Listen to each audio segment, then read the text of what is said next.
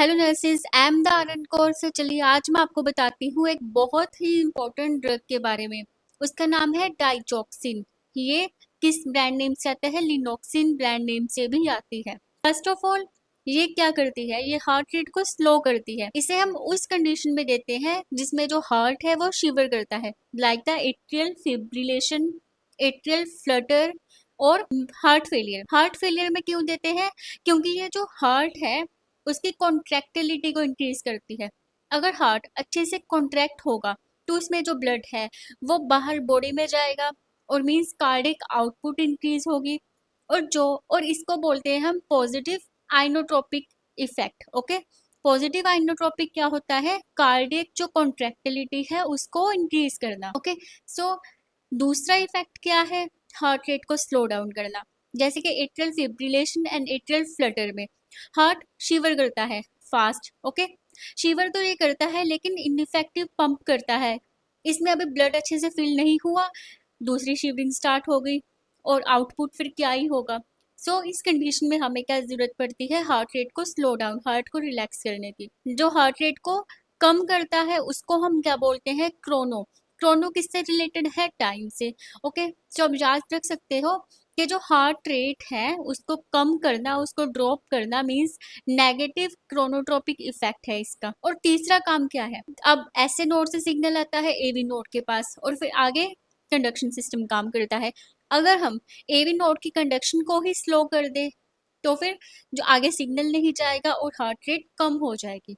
इसका तीसरा इफेक्ट है negative dromotropic effect. So triple effect क्या है इसका? Positive inotropic, second one is negative chronotropic, third one is negative dromotropic. Ino मतलब कॉन्ट्रैक्टिलिटी, ड्रोमो मतलब कंडक्शन एंड क्रोनो मतलब time means heart rate. So ये थे इसके इंडिकेशंस। अब ये ड्रग का जो थेराप्यूटिक रेंज है वो बहुत ही कम है, 0.5 से लेकर 2.0 नैनोग्राम पर ml। ठीक है, ब्लड टेस्ट में इसका हम देखते हैं लेवल कितना है। जब हम ब्लड टेस्ट करवाते हैं अगर इसका लेवल 0.5 से 2.0 नैनोग्राम पर ml के बीच में है मींस ये सेफ जोन में चल रही है। अगर 0.5 से कम होगा तो भी ये इफेक्ट नहीं करेगी। अगर 2.0 से ज्यादा हो गया तो ये टॉक्सिसिटी करेगी। So it is very important because of the narrowest therapeutic index. Okay, इसका जो थेराप्यूटिक रेंज है बहुत नैरो होने की वजह से ये बहुत ही ज्यादा इंपॉर्टेंट ड्रग है। लाइक द लिथियम डाइजॉक्सिन भी एक बहुत इंपॉर्टेंट ड्रग है। सो हमें हमेशा मॉनिटर करना है सीरम में डाइजॉक्सिन का level time to time. Okay, so next आ जाते हैं हम। अगर इसकी टॉक्सिसिटी हो जाए तो हमें पेशेंट को क्या एजुकेट करना है, पेशेंट को क्या पता होना चाहिए और हमें एज अ नर्स क्या पता होना चाहिए। सो सबसे पहले इसका जो मोस्ट इम्पोर्टेंट एग्जाम में भी पूछा जाता है, विजन पे इफेक्ट पड़ता है।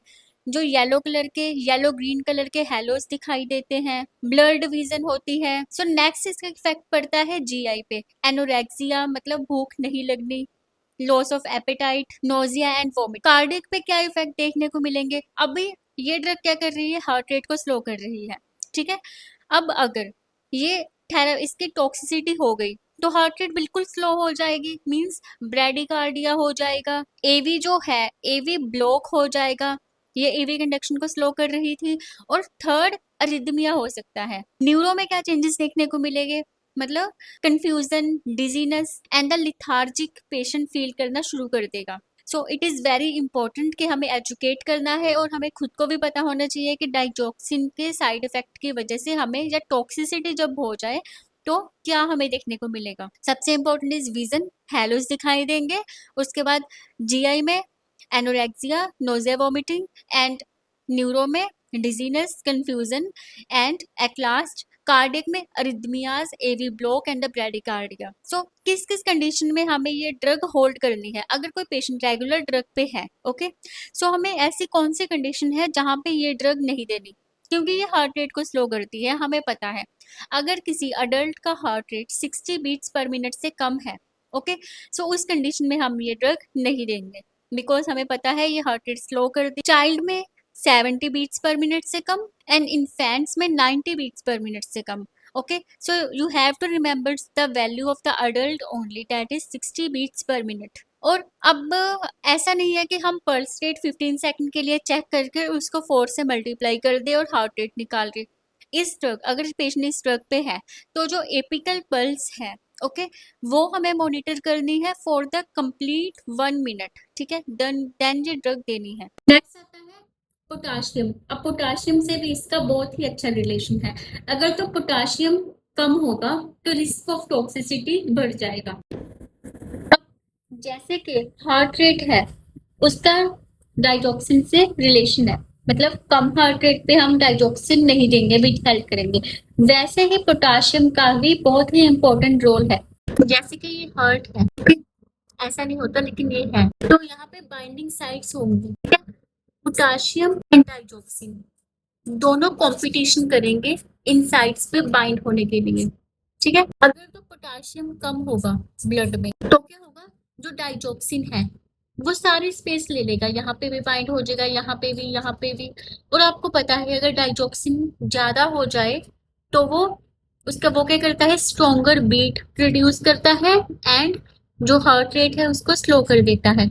सो इस कंडीशन में क्या होगा, patient bradycardia, arrhythmia and heart block भी उसका हो सकता है, एवी ब्लॉक। अगर तो पोटाशियम कम है, मतलब पोटाशियम अवेलेबल ही नहीं है कंपटीशन करने के लिए साथ में, ठीक है, तो डाइजॉक्सिन बाइंड होगा तो टॉक्सिसिटी होगी।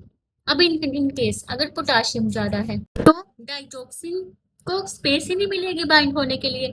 पोटाशियम पोटाशियम हर जगह पोटाशियम होगा बाइंड करने के लिए, इसमें जो डाइजॉक्सिन है उसमें अपना इफेक्ट ही नहीं दिखा पाएगा। तो इन शॉर्ट, अगर पोटाशियम ज्यादा है तो डाइजॉक्सिन का इफेक्टिवनेस नहीं रहेगी, अगर पोटाशियम कम है तो जो टॉक्सिसिटी है वो होगी। तो पोटाशियम जो 3.5 से 5 मिली इक्विवेलेंट पर लीटर ही होना चाहिए, ठीक है। तो हमें अगर तो इस रेंज में भी हमें पोटाशियम का लेवल भी मॉनिटर करना है, प्लस हमें ईसीजी भी मॉनिटर करनी है। सो अपार्ट फ्रॉम पोटाशियम जो हमें और चीज मॉनिटर करनी है वो क्या है, क्योंकि एक्सक्रीट आउट कहाँ से होगा, किडनी से। सो हमें मॉनिटर करना है बीयूएन एंड क्रेटिनिन, और हमें देखना है कि जो रीनल फंक्शन टेस्ट है पेशेंट के वो सही है इसको स्टार्ट करने से पहले, ठीक है।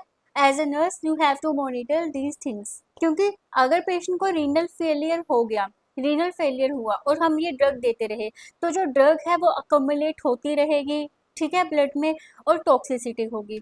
So before starting this drug, और अगर पेशेंट ड्रग पे है भी है तो भी हमें मॉनिटर करना है रीनल फंक्शन टेस्ट। इसके अलावा हमें ECG for the bradycardia and arrhythmias. And what is the antidote, the antidote is डिजिबाइंड।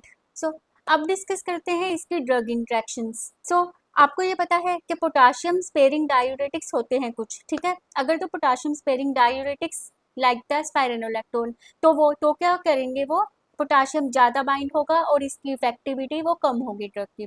Next is जैसे थायराइड डायूरेटिक होते हैं, लूप डायूरेटिक होते हैं जिसमें हाइपोकैलिमिया होता है, ठीक है। अगर इन पेशेंट्स के साथ होगा, ठीक है, डाइजॉक्सिन देंगे तो टॉक्सिसिटी बढ़ेगी क्योंकि पहले से हाइपोकैलिमिया हो रहा है, ये जो ड्रग्स है वो पोटाशियम को यूरिन के थ्रू बॉडी से बाहर कर रही है। और जो एस इनहिबिटर्स होते हैं एंड ARBs होते हैं, आर्ब्स होते हैं, वो क्या करते हैं, हाइपर कैलिमिया करते हैं। इनसे क्या होगा, जो डाइजॉक्सिन है वो अच्छे से इफेक्ट नहीं दिखा पाएगी। नेक्स्ट आर एंटासिड्स, एंटासिड्स कम करते हैं एब्जॉर्प्शन। एंड कैल्शियम, कैल्शियम क्या करता है, डाइजॉक्सिन इंड्यूस जो एरिथमियाज होते हैं उनको इंक्रीज करती है। और क्या एजुकेशन देनी है हमें अपने पेशेंट को, फर्स्ट ऑफ ऑल आपको ये ड्रग लेनी है ऑन टाइम, सेम टाइम पे आपको ड्रग लेनी है, डोज की डबलिंग नहीं करनी, और प्रॉपरली अपॉइंटमेंट लेनी है, और लैब टेस्ट प्रॉपरली करवाते रहना है regularly. Daily heart rate monitor करनी है बिफोर टेकिंग दिस ड्रग, अगर 60 बीट पर मिनट से कम है तो विद हेल्थ करनी है। फाइबर रिच फूड के साथ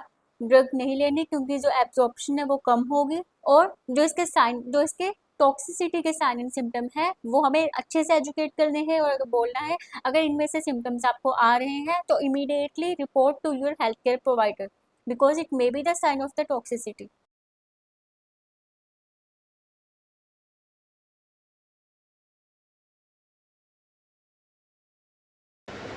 this is quinidine. Quinidine digoxin का लेवल सीरम में इंक्रीज करती है क्योंकि ये डाइजॉक्सिन की एक्सक्रीशन में प्रॉब्लम करती है।